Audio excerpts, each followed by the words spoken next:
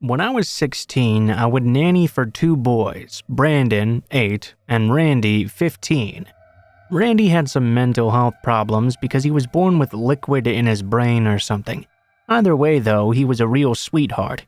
You could tell, though, at a glance that something was off by the way he walked and moved his hands. They had this dog, Gunner, that was an Akita and yellow lab mix. This dog was absolutely huge and very protective as well. I watched these kids every other week, all day, Monday through Friday. Gunner watched everything I did for the first week. Of course, I had to gain this dog's trust.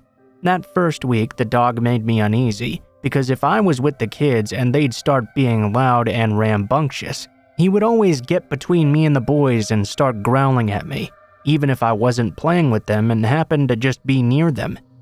Soon enough, though, he learned to trust me, and he became protective of me as well. There were 2 separate times that Gunner saved all of our lives. Story 1. These boys lived in a rough neighborhood. It wasn't scary or anything like that, but it was rough around the edges. We were going for a walk to a playground just a couple of blocks away from their house, when this white van slowed down as it passed us by. There were a bunch of ghetto-looking guys yelling at us from the window, saying inappropriate things to me and calling Randy horrible names about his condition. Just ignore them, guys, I whispered in a hushed voice as I shifted and put myself and Gunner between the boys. Gunner did not take his eyes off the van full of men. The tension pulled the fur on his back straight up, signaling to us that he was now in protective mode. As the men continued to yell at us, I pulled my phone out and started dialing 911. I didn't even have a chance to hit send before Brandon started yelling back, defending his brother. It all exploded out of control so fast. The slider door to the van shot open, and 2 men jumped out. I remember screaming at the boys to run, just as Gunner ripped himself free from my grip on his leash. Everyone started running but me. The boys sprinted all the way home, but the dog sprinted towards the van. I frantically tried to dial 911. Gunner chased those 2 guys back and even grabbed one of their legs, almost pulling him out of the car as they sped off. He received a lot of treats and praises when we returned home, needless to say. Story 2 is the one that really freaks me out, though. I was allowed to have friends stop by every now and then, since I basically lived there with the boys. The boys liked hanging out with my wholesome teenage friends anyway. If it was a male, I'd have to go outside and hug them, so Gunner could see and talk to them for a few minutes on the porch first. He would always assess my friends, and normally he'd let them inside without any trouble after that. One day, though, a man came up to the door. He knocked suddenly and said he had to drop something off for their mom, who was supposedly expecting a package that day. We could see through the window that this man seemed like a gentleman and was very nice. As I approached the door, though, Gunner cut me off. He started barking at the door insanely. His back stood higher than my hips, and he forced me backward with his body. He literally prevented me from being able to reach the doorknob. He was gentle with me, but forceful. I called back to the guy through the door, telling him to leave whatever the package was on the porch, but he seemed very insistent now. "Can you really not just unlock the door for 1 second? Come on, Randy knows me, let me in." I had to tell him I physically couldn't even get to the door, so either he had to leave it there or I'd call the mom for him. Immediately, the man got weird. He kept on insisting that was not necessary, and then eventually said he'd just come back another time. He sprinted off into the distance. The guy thankfully had some distinct features. When I described him to the mom later, she informed me she had no idea who this guy was, and she was not expecting a package either. We never did find out who that guy was or what he wanted, and he never came back either.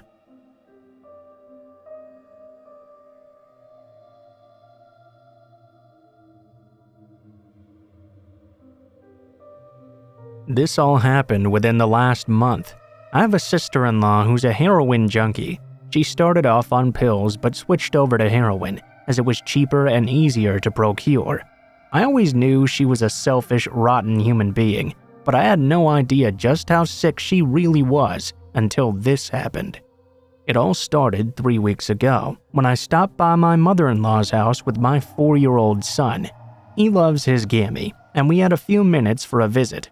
When we arrived, she was on the phone with her daughter and excitedly announced that little Jimmy was there to see her. She didn't mention me being there though, and continued chatting with her daughter for a bit.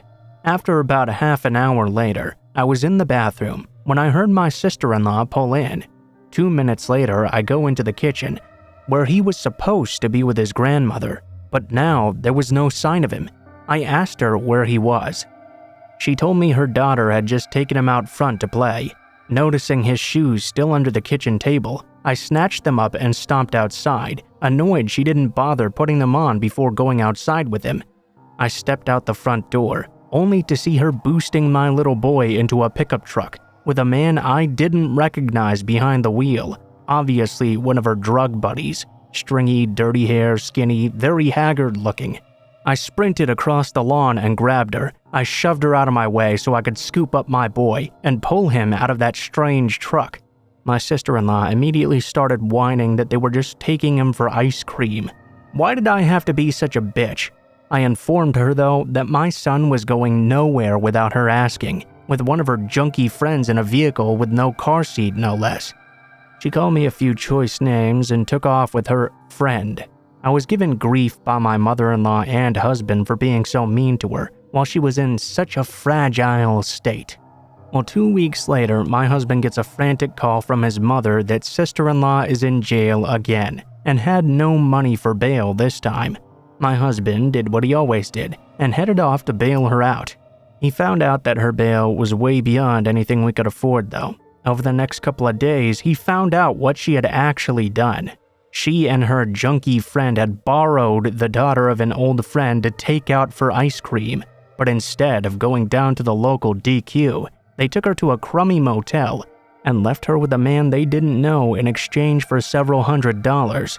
As they were going back to the truck to score with their newfound wealth, they were surrounded by cops with guns drawn. Thankfully, it turns out the guy in the motel room was an undercover police officer, originally trying to bust heroin dealers selling out of a seedy bar that the sister-in-law frequented. I don't know how she came to offer him children in exchange for money, but the officer let her do it so he could set her up and catch her. Now, she's exactly where she deserves to be, and I hope the judge sentencing shows her no mercy.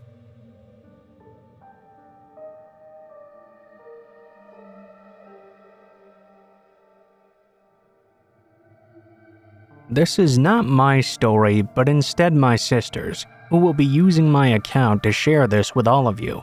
When I was in high school, I was good friends with a girl named Emma. Emma was kind of quiet and shy, but she was always there for you if you ever needed her. When I finished high school, though, I completely lost touch with Emma. Unfortunately, that's what happens to a lot of friendships after school. 2 years later in college, I started dating a guy named Ben. Ben's best friend Gary happened to be Emma's boyfriend. Well, after discovering we all knew each other, we started to hang out quite frequently once again. One of the nights we had all planned to hang out in Gary's house, have a few drinks, and play a few games together. Myself and Ben showed up at about 8 p.m. to that house.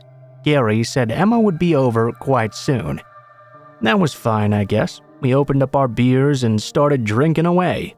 It was nearly 9 p.m. now and Emma still wasn't there, so we decided to call her up and see what was happening. She answered and apologized for being late. Apparently she had just finished getting ready and would be there very soon. At 9:30 p.m. there was still no sign of Emma though, so we called again. This time her younger brother picked up the phone. Her brother was 15 years old at the time. He had told us Emma was not feeling well and was stuck in the bathroom. Gary was quite worried, needless to say. He asked if he could head over and check on her, but the brother was very adamant he was looking after Emma. She was perfectly fine, so we could all just go ahead and enjoy our night. We didn't go home. Instead, we kept on drinking and hanging out. We all thought Emma just had a simple flu and would be fine the next morning. Just after 10 p.m., we decided to call one last time and check on Emma. Again, her brother answered. He calmly told us Emma had now gone to bed and she would contact us in the morning. We all left it at that, believing she was safe at home in bed. We didn't want to annoy her family with non-stop drunk calling. That night though, Emma's mom returned home at 12 a.m. to find Emma dead on the kitchen floor. She had been bludgeoned to death by her younger brother just a couple of hours earlier. We would later find out that when Emma was leaving to come see us, her brother got into a fight with her about something ridiculous. He grabbed a baseball bat and beat her over the head, then stabbed her over 51 times. Since her brother was only a minor, he was not going to be sent to prison. Instead, he pleaded insanity and was sent over to an institution. A lot of this information was not leaked, as the accused person was a minor. I do know that in the end, his parents stuck by him, and he was released after only 4 years.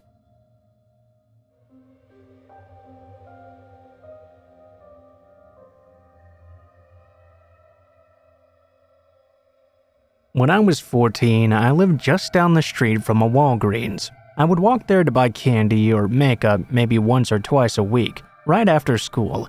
It was less than a 10-minute walk away, so I mostly felt real safe. I guess though at that age we all feel basically invincible.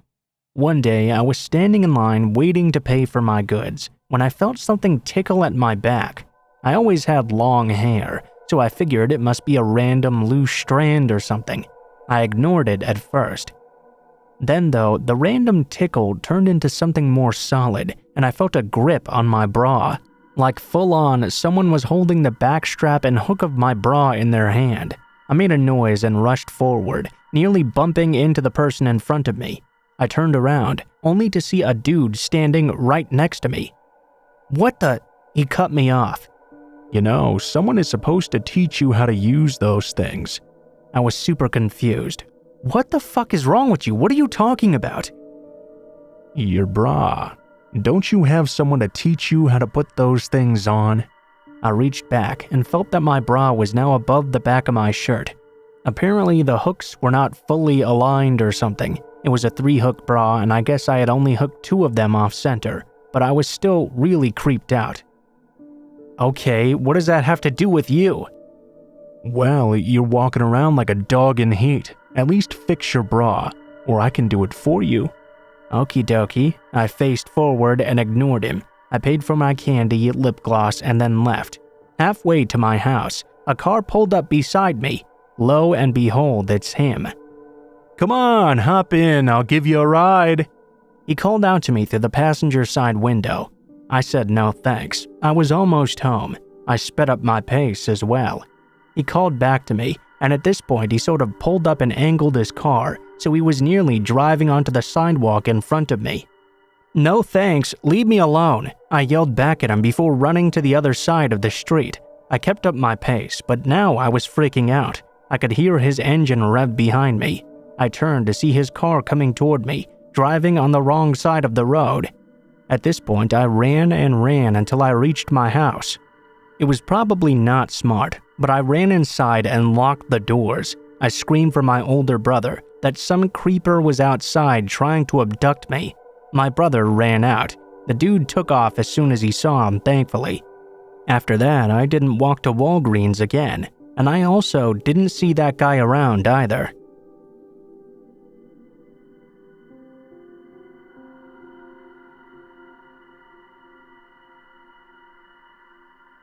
Hey everyone, I've been reading these stories for a year or so now. I've been wanting to share my own, but I didn't really have the motivation to write it out.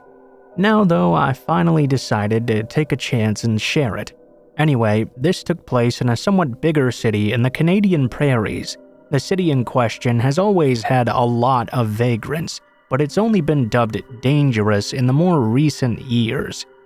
I was 5 or 6 years old at the time this happened, and lived with my father and my older brother. My dad was always the opposite of a helicopter parent. We could basically do whatever the hell we wanted. That was as long as it wasn't annoying or inconvenient to him in any way. We liked that bit of freedom, I guess. Too much of it, though, can definitely be lots of trouble, as I learned one summer day. My brother and I had each gotten our $5 allowance this day. At that time, our favorite thing to spend it on were 5-cent candles from the convenience store. It was roughly 7 or 8 blocks away. I wanted to immediately go and buy some, but C, my bro, did not feel like going that day. Well, of course, I went over to my dad and asked if it would be fine if I went alone.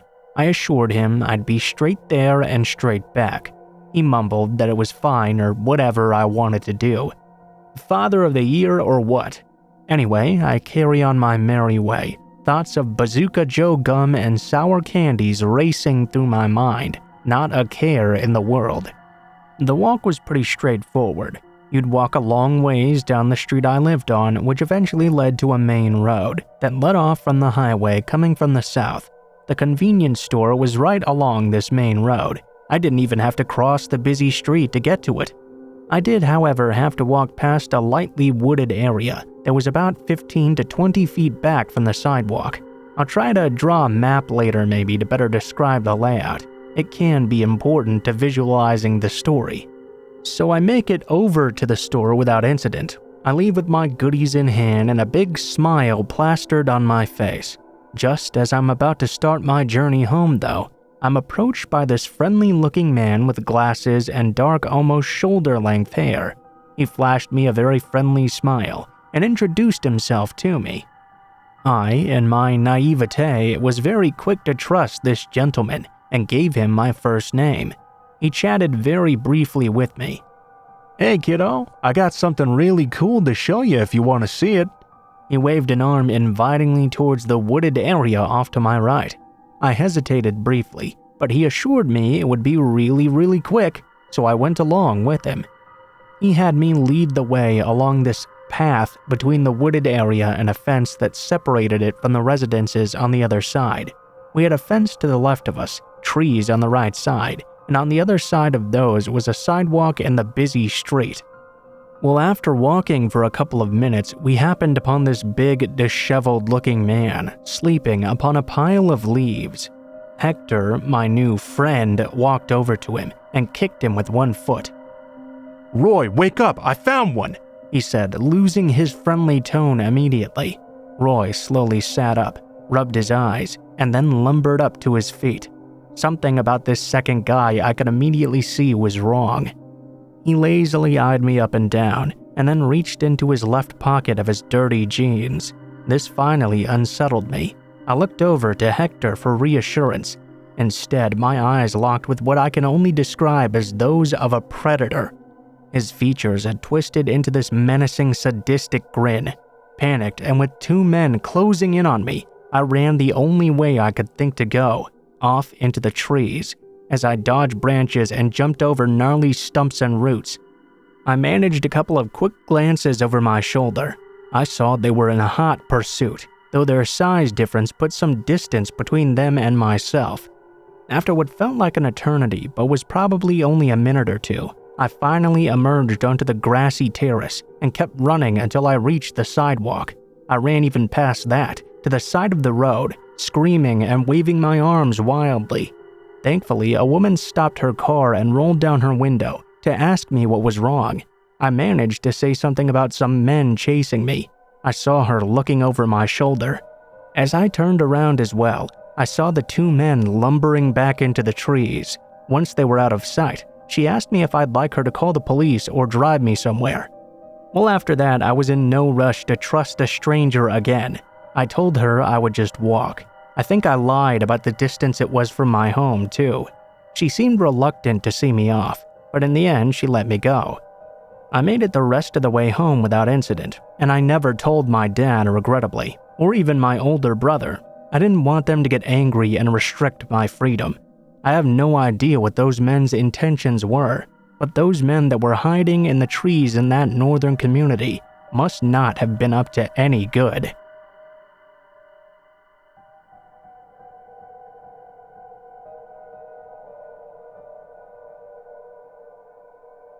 So at my first job, I had this coworker named Jai, who lived in India.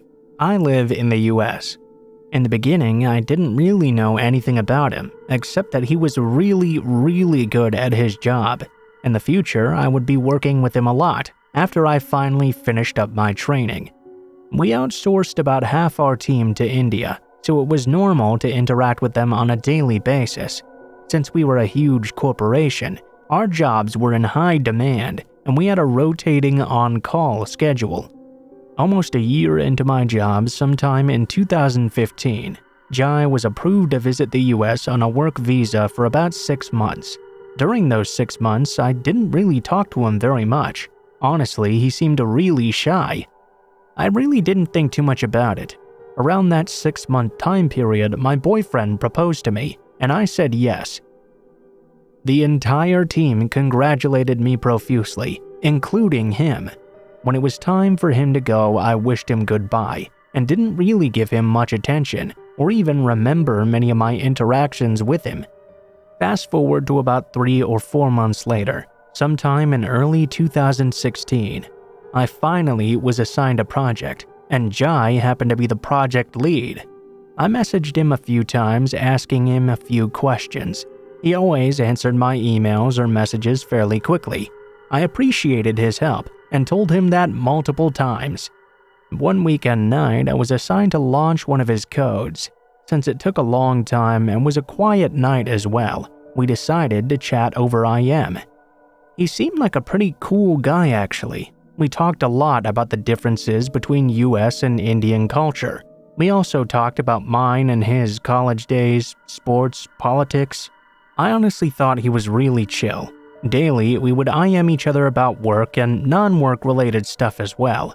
Since he knew I was engaged, I told him about our wedding preparations.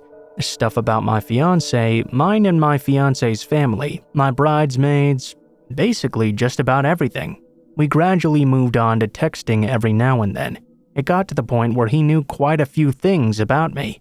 I didn't really see a problem with this though.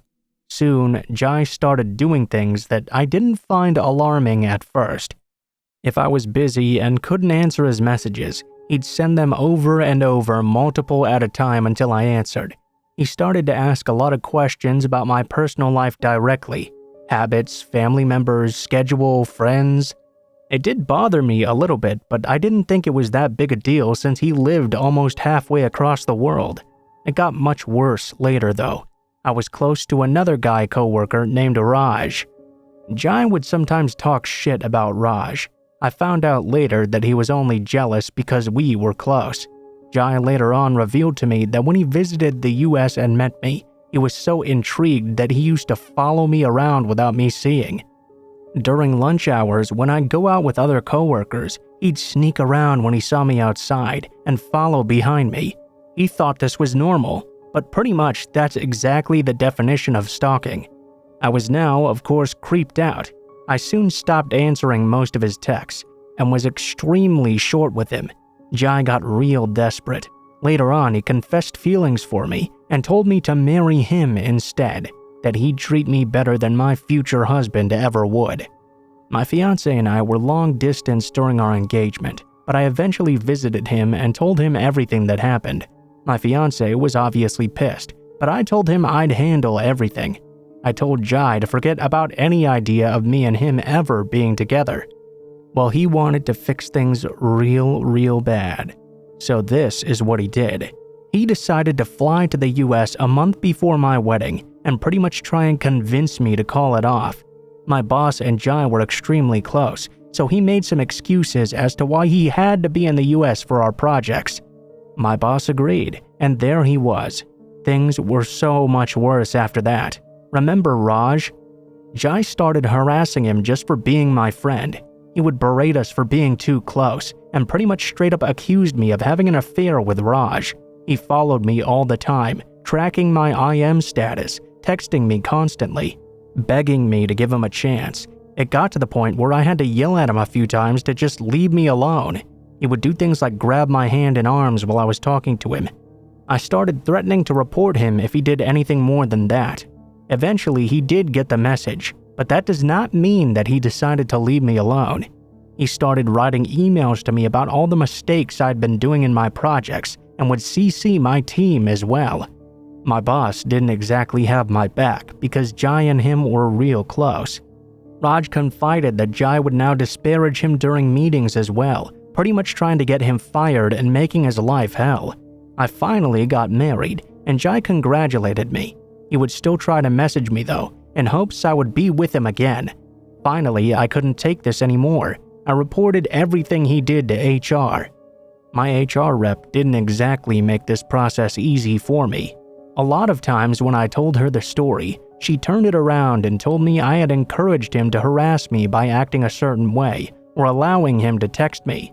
Just being friendly with him outside of work was apparently enough to be my fault. Needless to say, I decided to quit that company and moved over to another job. Even after that though, Jai would still try to hit me up and follow me. I started blocking him from then on. He tried Google Hangouts, Facebook, Instagram, WhatsApp, any social media I could possibly have. I started blocking him on every platform. I finally think I've gotten all his possible contact points, but I hope he never tries to contact me ever again.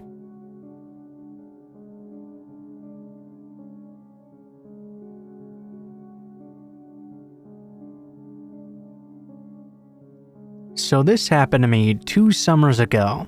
I had pretty much forgotten about it until I found this sub. I was in the grocery store on a weeknight at around 8 p.m. This was a grocery store I shop at all the time, and while in a very urban area with crime and some odd people here and there, nothing had ever really happened to me other than some mildly annoying catcalling. While I'm ringing out in the self-checkout, a man in probably his mid to late 20s snuck up right behind me. He said hi and told me his name was Mike. He shaked my hand and asked for mine. I gave him a fake one and let him just keep talking into the ether. He started to tell me about how he loved art and thought I would be such a beautiful model. Then he said he specialized in gore. He liked to take photos and movies of girls with their guts and brains hanging out and liked to make each and every one of them so unique. He told me he'd love for me to star in one of these movies. He wanted to see what I looked like in front of a camera, with my guts spilling out of my body while looking terrified. The entire time, I was standing there terrified. Who just walks up and says something like that to someone in the store? The store was busy as well. Some people did look over at us in concern, but it seemed no one was really close enough to intervene. Eventually, I just said no thank you a few times. He told me it was so great to meet me, and that he'd see me around later. After he walked away, I grabbed my bags and bolted right to my car. I'm lucky I only had a few things, so I didn't have to take the time to pack it down into my trunk. I checked the back seats and under my car as well. I didn't see him anywhere, so I took off very fast. Since my roommate was not home that day, I spent the next 2 nights at my boyfriend's, but I'm still too terrified to sleep. I haven't seen that guy since, thank God for that, so I don't think he followed up on his promise of following me around or whatever.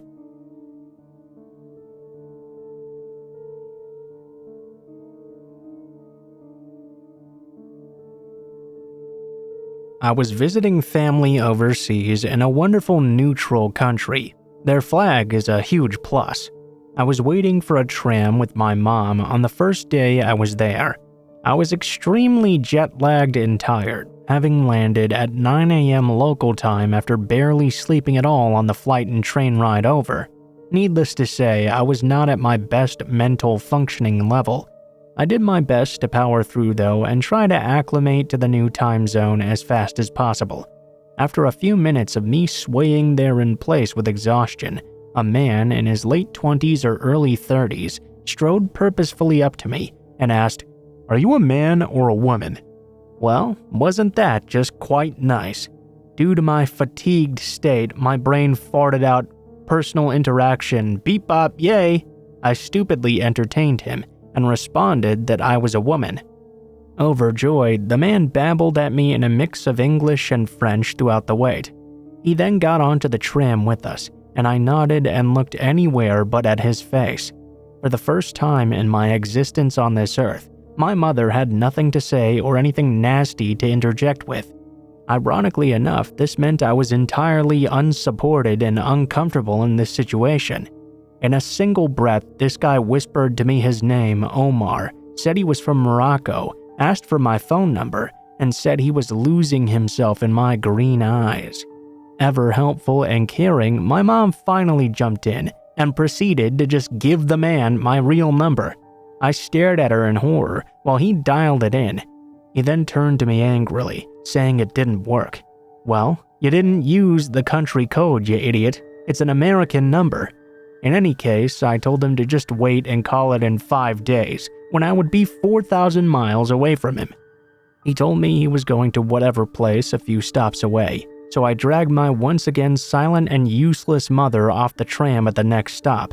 Not before I got a big hug and kiss on every available surface of my face though, along with a "see you soon."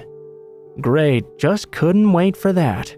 My mom offered nothing in the way of an apology or any sort of response at all, so I mostly forgot about this slightly creepy experience, and the rest of the visit went pretty uneventfully. Once I'm back in the US, I found out that he'd somehow gotten a hold of my Facebook. My number was not in any way linked with it, and I also hadn't told him my name either. I didn't accept his request, of course, but that didn't stop him from messaging me multiple times daily. It was all what I assume were multiple attempts at poetry, all revolving around my eyes. It was interspersed between these declarations suggesting he wanted to harvest my eyeballs out of their sockets. He added me to multiple group chats as well that were all in Arabic.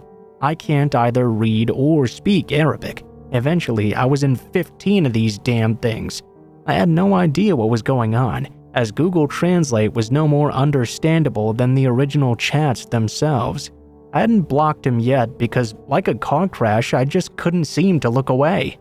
Finally though, I messaged him back to say that he seemed nice enough, but I'd like to keep my eyeballs in my head, thank you very much. I'm sure he'll find a nice, lovely girl to harvest parts from in the future.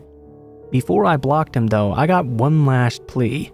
My love is in your eyes. Please let me gaze upon you again and hold them in my hands forever. Super romantic, definitely not grade A Buffalo Bill in the making, but not enough to make me feel any less secure in my decision to block him and change my number immediately after.